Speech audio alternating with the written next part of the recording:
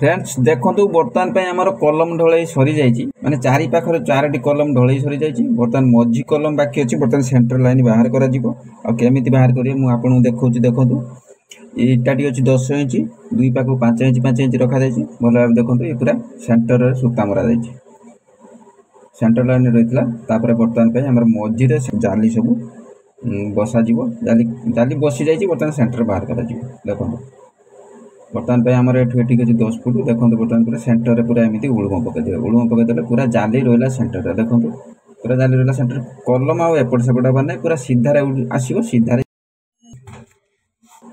कलम पूरा सीधार आसो गात भर पूरा कलम सीधा रखा गले एमती सूता मारिक उड़ुम करूँ उड़ुम कर पकातु सेंटरिंग कर दिंतु आप जाली अनुसार आम 3 फुट जाली अच्छी से हिसाब से आम चारि पाख उड़ुम कर बाहर कर दीचु एमती बाहर करेंगे गात भर ଆପଣ ହଉଛି ଗାତ ଭିତରୁ କେମିତି ବାହାର କରିବା ସେଥିପାଇଁ ବୋରିଂ କରିଦେଉଛନ୍ତି। ବୋରିଂ କରିଦେଇ ବହୁତ ଦେଖନ୍ତୁ ବୋରିଂ କାମ ପ୍ରଥମେ ବୋରିଂ କରି କଲମ ଉଠେଇ ଆଣୁଛନ୍ତି ତାପରେ ମାରିକି ଭିତରୁ ନେଉଛନ୍ତି। ଯୋଉଠି ଗୋଟିଏ ଇଞ୍ଚ ରଡ୍ ଆମେ ଜଗଲ ମାରିବାର ନଥିଲା ସେଠି ଦେଖନ୍ତୁ ପୁରା 6 ଇଞ୍ଚ ଖଣ୍ଡେ ପଳେଇଛି ବାହାରକୁ। ସେଥିପାଇଁ ବୋରିଂ କାମ ସବୁବେଳେ ଭୁଲ କରୁଛନ୍ତି। ଆପଣ ଭୁଲ କରୁନାହାନ୍ତି ବୋରିଂ ବାଲା ଭୁଲ କରି ଯାଉଛନ୍ତି ଆଉ ବୋରିଂ ବାଲା ଦୋଷ ଦେଇକି ବି ବହୁତ ମିସ୍ତ୍ରୀ ପାର ପାଇ ଯାଉଛନ୍ତି। ସେଥିପାଇଁ ବେସ୍ କାମ କରନ୍ତୁ। ଫୁଟରେ ଗୋଟିଏ ବେସ୍ କଲେ ବି ଖର୍ଚ୍ଚ କମ ହେବ କାମ ବି ବହୁତ ମଜବୁତ ହେବ।